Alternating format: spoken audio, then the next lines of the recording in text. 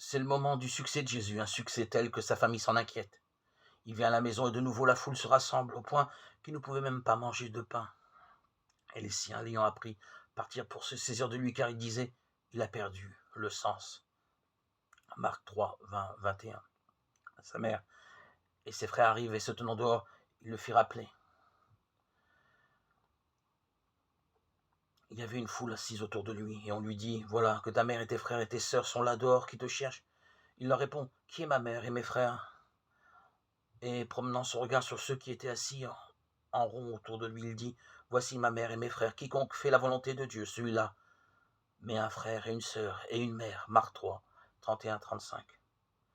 Marc débute ici l'enseignement en parabole, situé plus loin par Matthieu en 13, 1 à 3 et Luc en 3, 4. Tout de suite, Jésus enseigne la parabole du semeur et en donne la signification.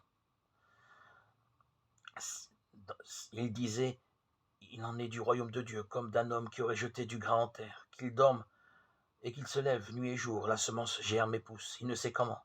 D'elle-même, la terre produit d'abord l'herbe, puis l'épi, puis plein de blé dans l'épi, et quand le fruit s'y prête aussitôt, il met la faucille, parce que la moisson est à point. » Marc 4, 26, 29.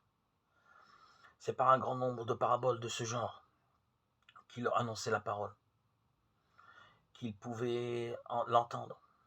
Et il ne leur parlait pas sans parabole, mais en particulier, il expliquait tout à ses disciples. Marc 4, 33, 34. Comme dans Matthieu et Luc, c'est alors le récit de la tempête apaisée, la guérison du possédé gérassénien avec le troupeau de porcs, la guérison de la femme qui avait perdu du sang et la résurrection de la fille de Jaïr. Mais raconté avec plus de détails, visiblement, l'évangéliste transmet le récit d'un témoin, Marc 5, 35, 43.